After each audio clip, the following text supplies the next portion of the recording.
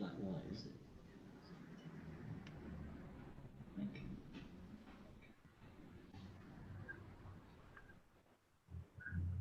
We should now be live on YouTube. Thank you, Mrs. Smollicum. Good evening. Welcome to this meeting of the Development, Management and Licensing Committee. First of all, can I ask all of you to ensure that you have muted yourselves? We've had confirmation from the assistant to the town clerk that we're being live streamed. And for the public out there, I am Councillor James Ellis and I am Vice Chairman of the DMNL Committee. I'm standing in for the Chairman, Paul Ward, who is absent this evening. I will now ask members present to indicate by a physical show of hands that they can hear proceedings.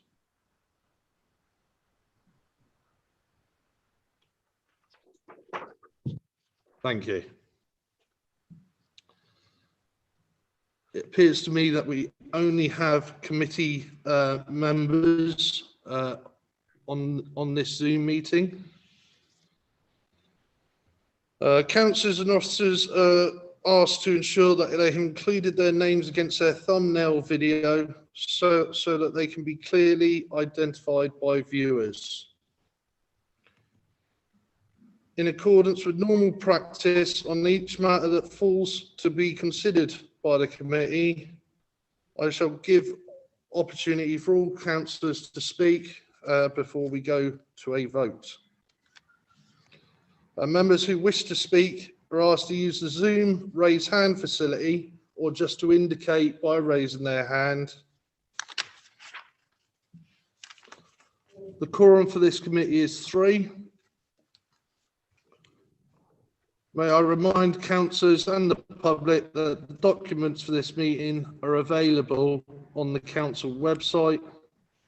And please note that during this meeting, members are asked not to use the shared documents facility in this meeting. In addition, may I remind you all to stay muted until called to speak and to remute once you have spoken. When I call you to speak, I will state your name. In the interest of transparency, try not to use the comments facility to communicate during the meeting other than with myself in the open forum. In no circumstances should it be used for private discussions. Voting will either be by assent of the members of the committee or by roll call vote. For a roll call vote, members are asked to state either for, against, or abstain when asked. If a councillor declares an interest, then they will be temporarily removed from the meeting until the matter has been resolved and then readmitted. So moving on with the agenda then. Agenda item 1, apologies for absence. Mrs. Smollicum, have we got any apologies for absence? Yes, we do. We have apologies from Councillor Tony Fay, Paul Ward, and we are aware that Councillor Miss Crawford may be late joining the meeting. Thank you very much. Item 2, minutes. To confirm the minutes of the meeting of the Development, Management and Licensing Committee held on Tuesday the 30th of March 2021, which have been previously circulated. Has anyone got any comments or points they wish to raise with the last meeting's minutes? Then can I have a proposal that they're a true record, please? Thank you, Councillor Parker. And a seconder? Yeah, Councillor Squire, thank you.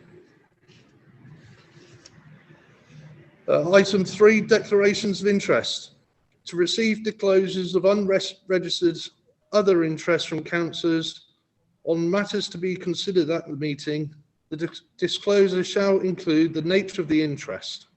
If a member becomes aware during the course of a meeting of an interest that has not been disclosed under this item, they must immediately disclose it. Under the Code of Conduct, councillors with an interest, whether or not it is a disclosable pecuniary interest or other interest, must leave the room for the duration of consideration of the item to which the interest relates. Has anyone got any interest they wish to declare at this time? Item 4, Dartmoor National Park Authority, no items received. Item 5, Town planning issues. Chair. Councillor Parker? Yeah, on the Dartmoor National Park, I did apologise at the meeting the other night for not having had the time to finalise the notes. I did finalise the notes and I sent them round to all members, I think on, it may even have been yesterday. We're all now just waiting for the inspector's report to come back to find out whether she finds the local plan sound or not. So that's it for a while now.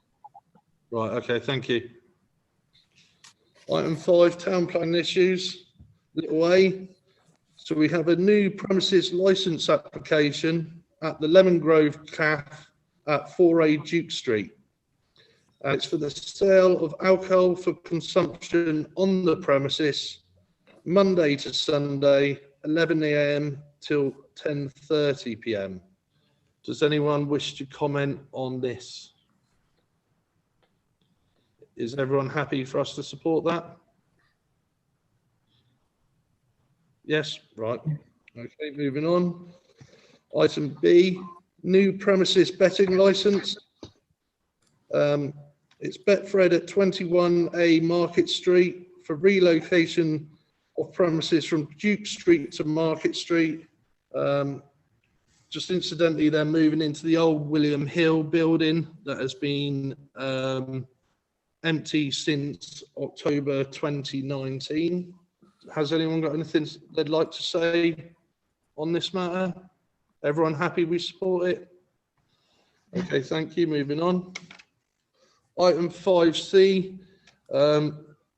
You should have all been informed by email, but just in case any public are following, we have now been informed that the application will be submitted to us in due course to comment further once all additional information has been provided. I would like to thank Councillor Graham Parker on behalf of this committee for preparing his brief. I encourage all members to keep an eye on the application and read all the latest submissions, as well as the brief and notes provided by Councillor Parker. My pleasure, Chairman. I have just one other, not a problem. I've just one other afterburner that I want to throw in town planning issues. The Chairman, Councillor Ward, attended the West Devon Borough Council DMNL meeting regarding 11A Mount Tavy Road retrospective application for the decking that was protruding across the river. The committee refused consent and will be seeking enforcement on that matter.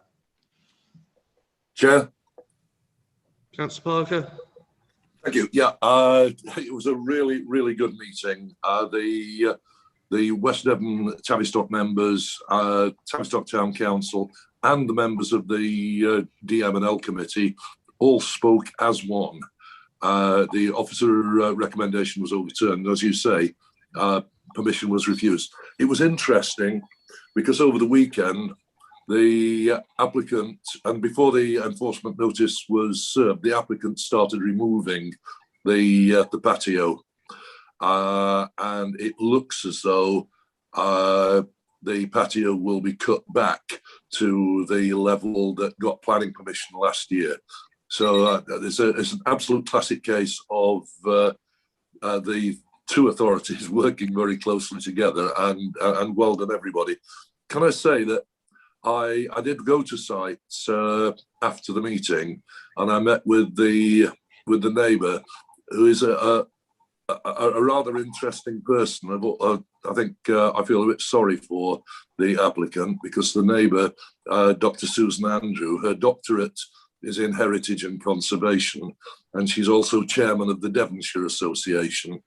And of all the people to be living next to when you're trying to slip through development in a World Heritage Site, he drew badly. But hopefully we can all, the officers, the applicant and our local members can work together to resolve this one fairly quickly now.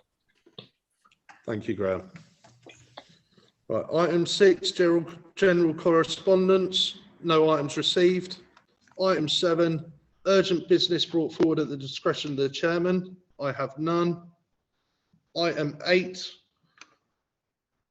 planning applications. A, decisions by West Devon Borough Council. I've looked through these and there's one anomaly that didn't agree with what we were saying, which was 31 Glanville Road. We objected to this application due to very little detail being submitted. This detail was then duly submitted after we commented over a period of about 4 months, and it was given conditional approval, one of which is all the materials have to have prior approval before being used. Councillor Johnson. I think we've missed out, Mr. Chairman, 5D, notification of a temporary closure of a footpath for a period of 6 months. You're quite correct. Apologies. I got overexcited there. Sorry. Moving back to item 5D, for information only, notification of temporary closure for a period of 6 months of footpath number 6, starting on the 17th of May 2021, to enable gas mains replacement.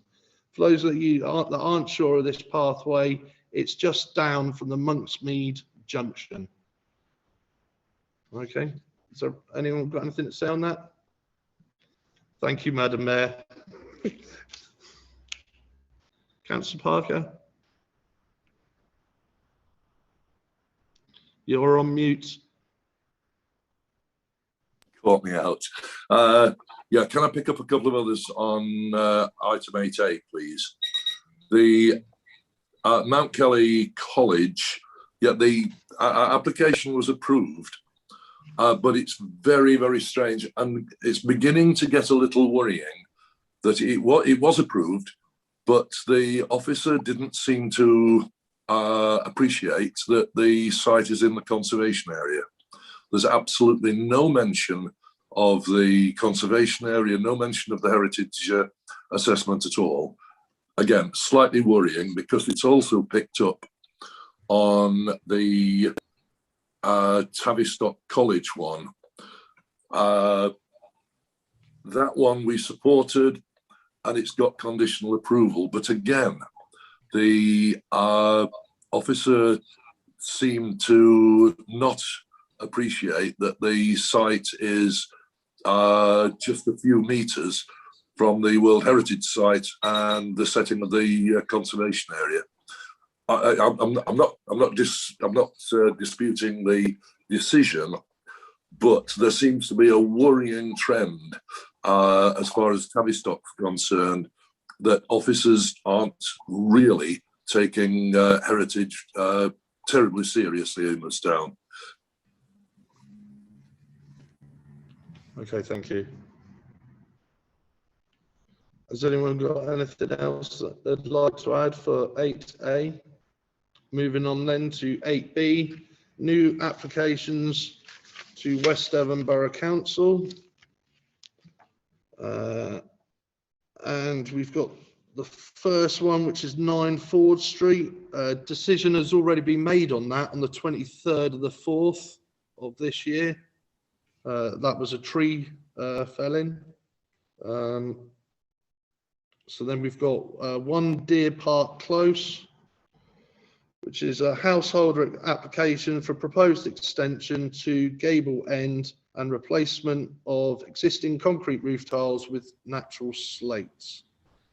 It's not a significantly large extension and essentially enlarges 2 existing bedrooms and a shower room. Does anyone like to speak on that? Is everyone happy with that application? Yeah, I support that. Okay, so we'll support that one. 11A Mount Tavy Road. retrospective householder application for external works to dwelling not in accordance with their planning conditions. So we originally supported this application and planning permission, and we support this application and permission was granted with 2 conditions. One was the usual that you'll start work within 3 years of permission being granted. And 2, it very explicitly states, and I paraphrase slightly, development shall in all respects accord strictly with drawings received. The application is in a real mess. It's all jumbled up with things resubmitted and resubmitted and resubmitted. And when you go through their design statement, essentially the justification for not adhering to explicit instructions was found in the design and access statement and quote, rethinking and progression of preferences. So I'll open this up to the floor now, and what do you think? Councillor Hutton? Well, basically what they mean is that they were told and they agreed exactly what they would do and then decided, oh, actually, we think we know better. And that's what they've done. And I don't think they should get away with it. Okay. Anybody else? Councillor Parker? Yes, what Chair, what you and the Deputy Mayor have said is absolutely right. It's a retrospective because the work's already been carried out. The work clearly hasn't been carried out in accordance with the permission. The colour has now been corrected. A plan was put in, but that's about it. All the other discrepancies that have been noted, particularly by the next door neighbour, still seem to be there. I had a quick look, as I say, the other day, and I think if what you and Councillor Hutton was suggesting is that we object on the grounds that the applicants should comply with a carefully negotiated permission, I would support that. Is everyone, Councillor Venning? Yeah, I would totally support that as well. I mean, these people seem to think, well, we can get away with it. We'll just carry on. People have ignored us. So I support that we refuse it. So I'm guessing the feeling is to object to this application. Is everyone happy with that? Councillor Parker? Yeah, there is one other thing. On this one, they did include in the design and access statement to state an element of heritage. They included a quote from the historic environment record, and then completely missed the fact that this site is in the conservation area of the World Heritage Site. So it's not exactly the best heritage statement I've ever seen. But I entirely agree with your sentiments. So shall we word it that we object due to them not complying with their strictly laid out planning permission? Yeah, that'll do me. Everyone happy with that?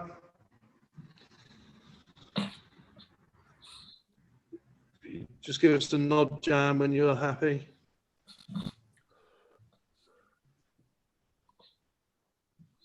Yeah. Right, brilliant. I was going to say you're only going to see the top of her brown hair. So moving on then, 79 or land adjacent to 79 Parkwood Road, outline application with some matters reserved for demolition of existing single garage and construction of a 2-bedroom dormer bungalow and gardens. I would just like to remind members that an outline application is submitted to establish whether scale and nature of proposed development would be acceptable to the local planning authority. You're shaking your head, Councillor Parker, but I pulled it off the planning website today. I know you did. I recognise the words, Chairman. But in this case, the only matter reserved is landscaping. So location, design, access and materials are all here for decision. The only thing that they're reserving is that landscaping. So it's only a technical outline. It's otherwise a full permission, a full application. Right. But yeah, that's reading the planning portal. It doesn't actually say that. You'd have to go a few pages down. Right. Okay. Okay. So we are allowed to comment on everything, really, except landscaping. Right. Thank you. Councillor Squire? I can't resist to say this, but in reading the application, it is referred to as a vernacular application. And I went to the dictionary and found out that's to take into express concern local materials for local needs in a locally designed acceptable forum. So I thought, what an exceptional effort they've made to be local. Thank you. Thoughts on this application? Councillor Parker? Thank you, Chairman. If nobody else, I mean, I think the first thing that I'll have to say is that this is an incredibly poor quality of application. It's hand drawn, no dimensions. I mean, it's almost unintelligible. But what it is impossible to assess visual impact and impact on neighbours. It's also difficult to understand how the building is going to work. For example, the large bedroom appears to have absolutely no access to a bathroom. The windows, if you believe the drawings and what is said, the windows on the north elevation are in the middle of a hedge. I mean, it is a very, very badly presented application. In itself, that's not a reason for refusal, but if it means that you can't actually understand it, it would be. It's not helped by the fact that the local authorities actually redacted elements of the application form and the design and access statements. I've never seen that before. There are bits of the form that we don't know what it says. Having said all that, I've got 4 problems with this application. Number one, it is located in countryside. Technically, this is countryside. Practically, this is countryside. And there's a very clear policy in the local plan that says development in countryside has to be justified by a proven need for agricultural and forestry uses. There's no justification at all given for this in the application. Number 2, this is in that area that you'll recall that there was an application for residential development in the field behind this 2-3 meetings ago. And we all agreed and agreed with a couple of recent appeal decisions that this is not a sustainable location. It's a mile and a half away from the nearest primary school, discounting Mount Kelly. It's not served terribly well by public transport. It's a good mile by foot from the town centre, and whatever the applicant says, it is not a good footpath from there into the town centre. So I would argue very strongly that it's an unsustainable location. Number 3, parking. There's one parking space, but that parking space has absolutely no visibility. If you look at the layout, one side is the gable end to the proposed bungalow, and the other side is the gable end to the cottage next door. Either coming in or going out, going in forwards or backwards, there is no visibility to that parking space. Also, somehow they've actually lost a parking space, or 2 parking spaces for the existing house. I don't know how that works. And then the fourth, and that would be contrary to policy DEV 29. The fourth problem I have with this one is that the applications form says that the northern boundary is to be retained as it is. Now, this is a landscape and visual impact issue. I mean, that is ridiculous. The northern boundary is to be the new wall of the bungalow, whereas at the moment it's supposed to be something about a 10-foot high hedge. The application form also says that there's no hedges or trees on site. Well, that's clearly wrong as well. There is a hedge on site, and about 10 meters of that is to be taken out. So I also have a problem on landscape impact of this development on the local hedge lines. So with those 4 issues, I couldn't find a way of supporting this application, I'm afraid. So I'd be happy to move objection for those 4 reasons. Councillor Hutton. Yes, I support what Graham said. I won't go through it all again. The one thing that struck me, when you look on Google Earth, this is the last house in the countryside there. And this is trying to, if you're not careful, extending Tavistock out on the main arterial routes, getting longer and longer away from the town. So I think it's not the place in location to build another house. Okay, thank you. Does anyone else have anything to say on this matter? So Just disagree with those 2 comments, but I have no very erudite grounds for that disagreement other than I approve of the application. okay, thank you. So Councillor Parker, are you proposing to object? Yes, I am. Thank you, Chair. Councillor Hutton, I take it you'll be seconding that. So can we put that to a vote, please?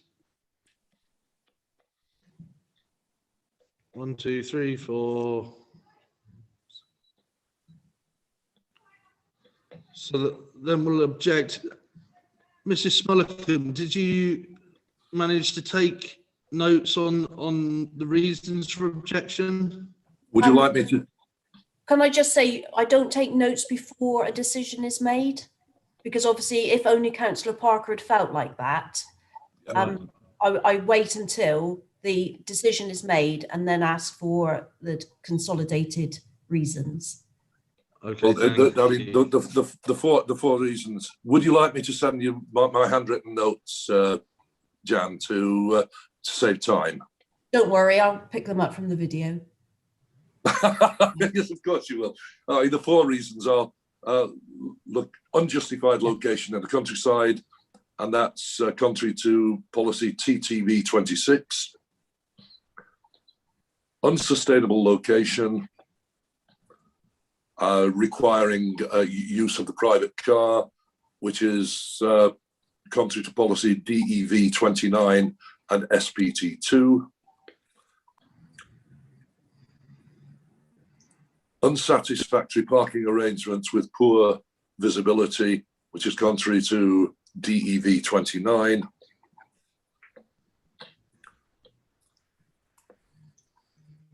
And harm to the significant hedgerows on the northern boundary, which is contrary to policy DEV 10.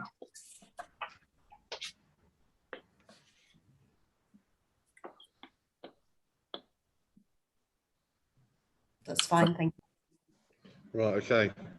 So moving on then, 46 Plymouth Road. Household application for installation of traditional style French doors to the rear and repositioning of existing pedestrian gate.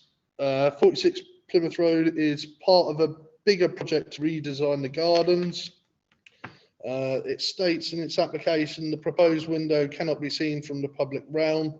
The proposed doors appear to be in keeping with the building, and modifications have been made to the rear of adjacent buildings in the past. Strangely as well, I mean, it must be something to do with front garden landscaping. They wish to move the pedestrian access gate at the front ever so slightly. It's literally only a metre or so up. So I'll put that out to debate. Councillor Swire. I visited this yesterday. The pedestrian access is through hedgerow and obviously needs some reworking to make it more accessible. Thank you. Anyone else like to speak? Councillor Parker. You're on mute. Yeah, you know what I'm going to say. I despair sometimes. We have a duty, and so do applicants, to preserve or enhance a listed building or a conservation area or a World Heritage Site. We have a duty not to harm in any way. And that's the words of the NPPF, only slightly paraphrased, and it's certainly the view of Historic England. Any harm at whatever level, and this is the words of Historic England, has to be justified. And it can't be justified in a site that is a listed building, a conservation area, and a World Heritage Site by saying, oh, I'd like to redesign the garden, or, oh, I feel the need to change a window. There has to be real justification. If the harm is less than significant, then it needs to be justified by public benefit. And there is no public benefit here. So, I mean, technically, and in terms of our duties under the Listed Building Conservation Act, it shouldn't be approved. The rear elevation is visible from Chapel Street. The veranda that they're proposing will certainly be visible from Chapel Street. The analysis in the heritage assessment is lazy. The 4 headings that they list are only the part of the introduction to Historic England's conservation advice. It follows on by telling you what to do with it, with those 4 headings, which is not just to say, oh, well, we won't harm them. We won't harm this, we won't harm that. We won't. It's to encourage applicants to study the history of the building, why it's there. I mean, if you can do whatever you want to a building like this and not do any harm, then why is it a conservation area? Why have we put it in a World Heritage Site, the highest level of protection? The whole thing is not justified. There will be harm to the building. It won't be massive harm. It will be what they call less than significant harm. But the National Planning Policy Framework and the local plan are very clear, and our own conservation area management plan, very clear that that harm has to be both justified and outweighed by public benefit. And here I can't see any public benefit at all, and there's been no justification. I will vote against this. Okay. Anyone else want to speak? I mean, from my point of view, I thought it was a improvement on the rear of the building from a horrible square window that wasn't much use. But it's an original window. Yeah, I fully understand that. Personal taste. So, how would people like to move on this?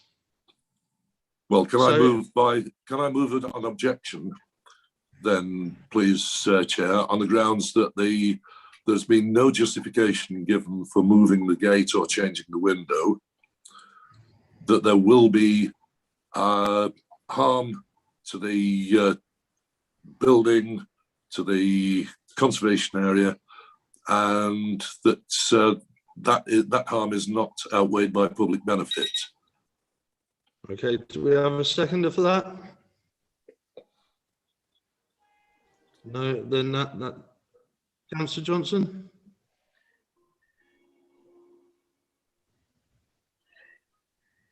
Councillor Johnson, you had your hand up. Sorry, I was. No, she's having. Sorry, you're breaking up, Councillor Johnson. Apologies, my internet is really poor at the moment. I was seconding that proposal. Okay. Thank you, Madam Mayor. Yeah. Okay, so we'll put it to the vote. All those in favour of objecting? That's 1, 2, 3, 4. And against? 1, 2. And Councillor Hutton, are you abstaining? Okay. So then that's carried then, that we object. Please could my vote of support be registered? Thank you. Thank you, Chair. Okay. Councillor Venning? I was going to say, shouldn't this be just handed over to the listed building people? Let them make the decision. I am voting against it. I don't want it to come about. It's interesting. It's interesting, Chair. I agree with Councillor Venning that all applications in the World Heritage Site, all applications in the conservation area, all applications for listed buildings should at least have the Heritage Officer's eye cast over them. But we know from the 31 Glanville Road application that it was only because the Town Council objected that was even brought to the Conservation Officer.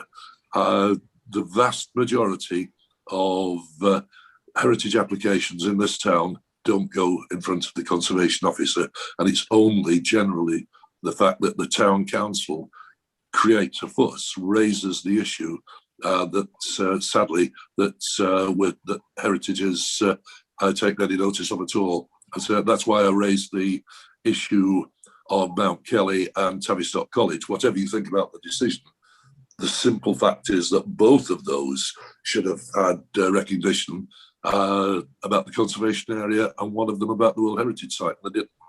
So, Alex, sadly, they should, but they don't. Okay. Councillor Hutton? Yes, the reason I abstained in this is because I think this whole issue has now become extremely confusing. And I wonder if, one of the things that the next council can do, whoever's chair of DM plans, can we try and move this forward and try and get some advice or some more determination on what we do about these sort of applications? Because what Graham was saying is very reasonable, and it keeps coming up every time. And that was why I abstained today, because I really don't know what the right thing is, and it would be good to have some official advice. Okay, thank you. Councillor Parker? Yeah, Councillor Ward and I were at a meeting last September where we raised this with West Edinburgh Council alongside the World Heritage Partnership. And the World Heritage Partnership did say during the course of that meeting that they've given training on heritage matters to a great many parish and town councils throughout Cornwall, and they'd be delighted to give us a training session and take us through heritage issues if that was our wish. And I think the time has probably come when that's become more rather than less important. So if you like, as your representative on the partnership, I will seek, I'll put Jan and them in contact to arrange a training session. Okay, thank you. Great, thank you. The next application is the listed building consent for the same building. Is everyone happy to forward our objections for that? Yeah, everyone happy? Okay, moving on then. The next one is Morrison Supermarket, store extension with vehicle parking canopy with existing car park to facilitate proposed home shopping offer. There are 2 objections, citing concern over light and noise. I'll throw that out to debate. Councillor Hutton? Having a couple of times gone and done click and collect, there's already cars and people going round the back of Morrison's there already.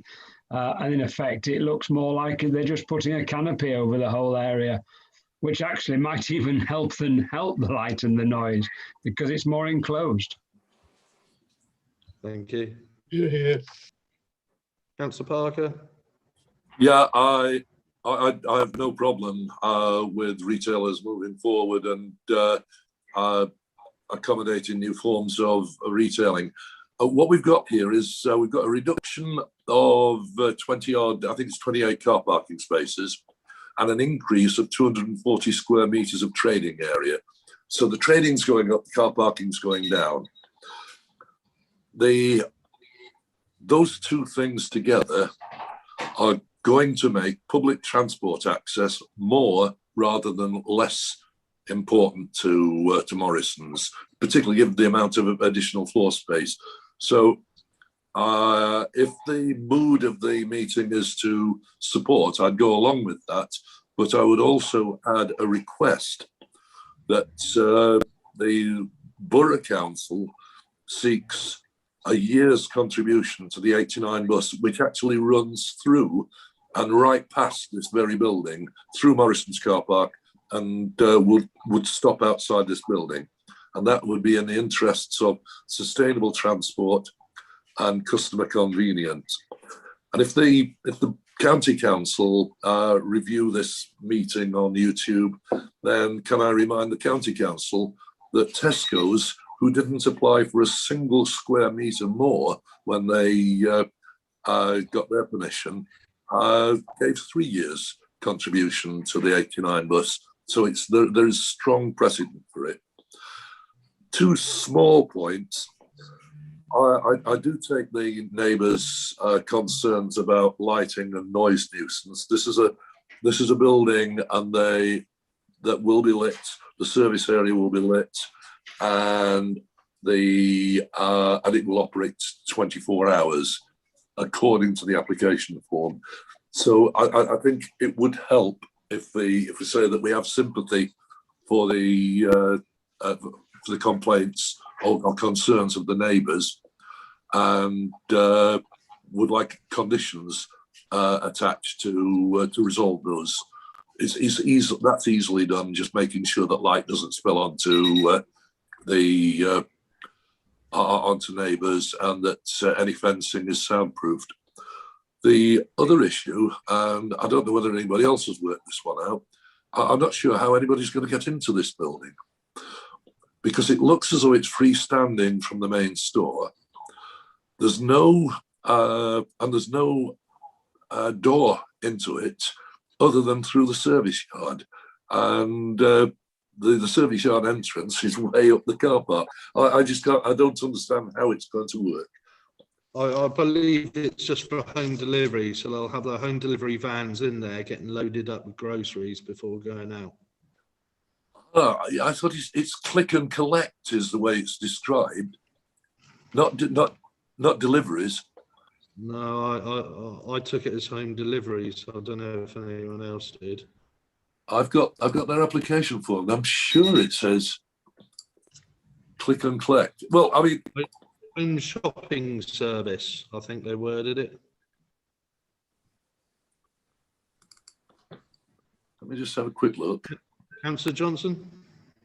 Thank you, Mr. Chairman. I'd wish to see there be some restriction on the hours that it was able to operate. I think to have it unlimited, I think is opening dangerous doors. I think it would be unfair on the neighbours to have it 24 hours a day. So would I be right to say that we support that and make the comment that we'd like to see restrictions on lighting and noise, and that we would urge the Borough Council to seek a 1-year contribution to the 89 bus. Yeah. Mr. Smulligan? Do you want me to read what I've written to see if you're comfortable with this? Yes, please.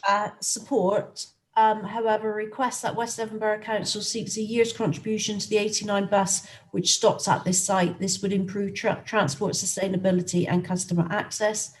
Have sympathy with the concerns of neighbours with regard potential for increased light and noise. Perhaps a condition on this could be applied, and would like to see a restriction put on the number of hours of operation. Brilliant. Thank you. So moving Yeah, so on, then, I'll next one. Yeah, that's been voted. Yeah. Everyone happy? Sorry, Graham, could you mute yourself, please? Yeah. So moving on, Unit 1 to 7, Tavistock Retail Park, which is the Travis Perkins. They want to propose to regularize the external storage to 5.5 meters to ensure a safer storage throughout the building merchant. Currently, their external storage ranges from 3 to 5.5 meters, and they say they want to regularize this for health and safety reasons. Out to debate. Is everyone happy to support this one? Yeah, support that. Chair, Councillor yeah. I mean, you're right. The only change will be the increase in the height in one corner of the building of the external storage. But if you look at the drawings, it seems to add in 2 large cantilevered roofs that aren't mentioned anywhere. There's no elevations, and one of them seems to be fairly close to the boundary of the site. Could we, in supporting it, add a request that the local authority investigate the nature of the proposed cantilevered roofs? I suspect they might need separate consent. Everyone happy with that? Okay.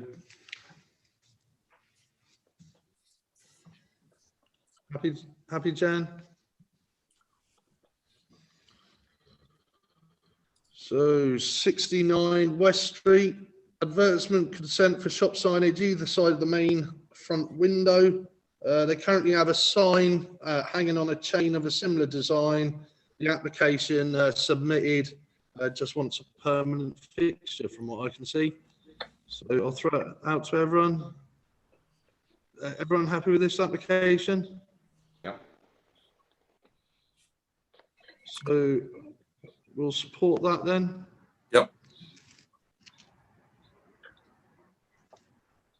25 Frobisher Way. It's a tree application. Is everyone happy we refer this to the tree officer? Yeah. Councillor Johnson, do you wish to speak on this? Only to say it looks like this from the photograph I think they submitted. I felt it should have been done years ago. It looks like it's really outgrown its present position. So I think it's work that needs to be done and support it. Okay, thank you.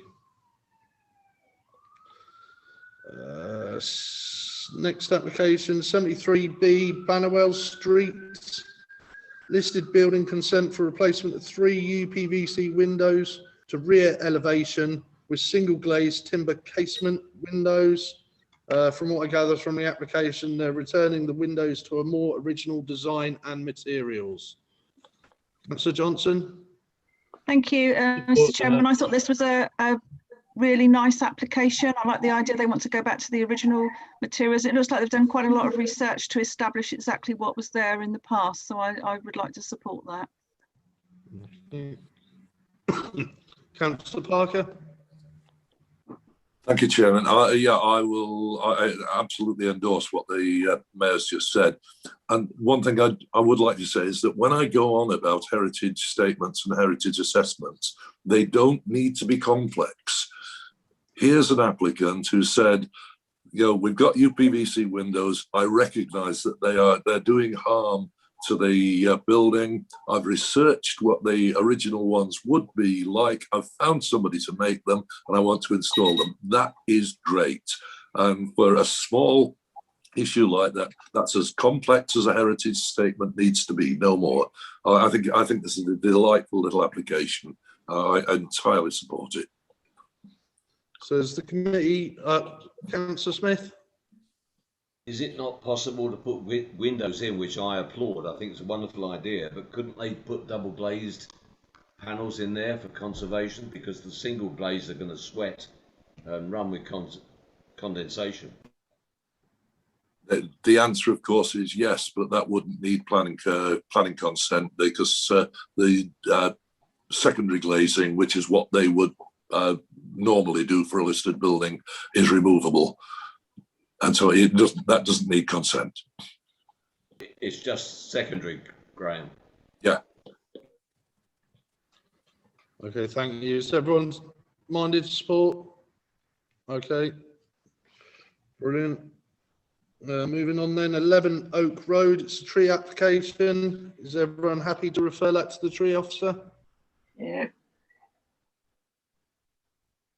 Councillor Johnson, you're frozen. I just wanted to make sure you. Sorry, I'm really struggling today. Yeah, I'm happy to refer that to the tree officer. I would support that application actually, with reference to the tree officer. Okay, thank you. 27A West Street, listed building consent for minor reconfiguration of internal layout arrangement. They essentially just want to move the kitchen next to the living room and the bathroom next to the bedroom to give it a more modern living arrangement. So I'll throw it out to the rest of the committee. Councillor Parker. Yeah, just a very minor point. I mean, if you again note the absence of a heritage statement. It's in the conservation area, it's in the World Heritage Site, and they say it isn't a listed building. But, and this is where people will fall over by not doing the research properly, it is a listed building. It's listed grade 2. They've done listed building consent. Yeah, I know, but their heritage statement says they're applying for listed building consent, basically because it's in a conservation area. It's not a problem, but if they had done their heritage statement to the degree that the Banwell Street people did, they would have got it right. They do need listed building consent, but not because it's in a conservation area, but because it's a listed building, which they don't realise. To clarify, for internal reconfiguration, you need a heritage statement. Emma. For a listed building, yes. For a conservation area, not necessarily. Okay, thank you. Anyone else want to speak on this matter? Is everyone happy to support this? Yeah. Okay, we'll support that one then, Jan. Moving on, Chollicott Lane. Again, another tree application. Is everyone happy to refer? Yep. And then 59 Buzzard Road. Household application for alterations to garden, including replacement path and border feature to rear and erection of decked areas. So just from my point of view, and I'm happy to be corrected, I probably will, I was surprised that it wasn't covered by permitted development rights. And all I can think of is the decking is probably 300 millimeters above the surface, which does require planning permission. So I'm going to throw it out there, and I believe Councillor Johnson had her arm up first. Thank you, Mr. Chairman. I was very unclear about this application. There's a redacted item in it. It wasn't terribly clear to me what was going on with it. I would have thought if something was redacted, it should be removed from the planning portal and it shouldn't be there at all. So I was a bit confused by it. Okay. Councillor Parker. Right, thank you, Chair. I confess that in the last couple of days I've been tied up on so many other things, heritage, national park, and such like, that this is as far as I got in reading through the papers for this committee. So to be fair to everybody, I won't be contributing to any further debates or votes on the rest of the agenda. I just haven't read the paperwork. Okay, can you just confirm to me that unless decking is above 300 millimeters, then it's just essentially permitted development? I didn't understand why they submitted an application. Yeah, you are correct there. If any part of the decking is more than 300 millimeters above the original ground level, then yes, it requires permission. If it's below that, then it doesn't. Yeah, it just wasn't shown, the height wasn't shown on the drawings. Has anyone got anything else to say on this matter? Is the mood to support? Chair, just quickly, there is a drawing that shows that, yeah, it's going up by 650 mil. So that's why it needs permission. I spent forever trying to find it. Good for the trees. Right. So we'll support that application. Is everyone happy with that? Yeah. Right. Moving on then. Sorry, can I abstain on that because I wasn't clear of what was happening, which part of the application was supposed to be there and which wasn't. Okay.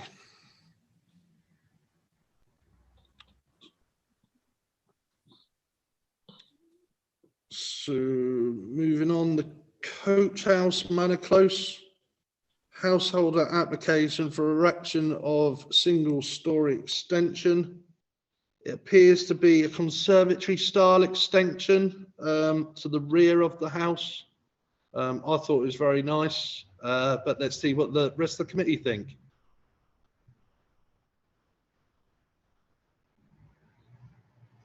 Councillor Johnson.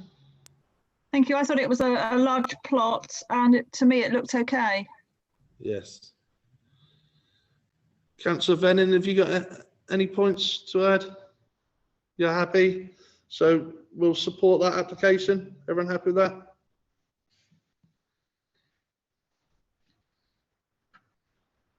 that? Next one, 21 Frobisher Way. Householder application for proposed single-story extension to front of dwelling. It's a small extension to the front of the house, and it effectively brings the house in line with the existing garage and hall.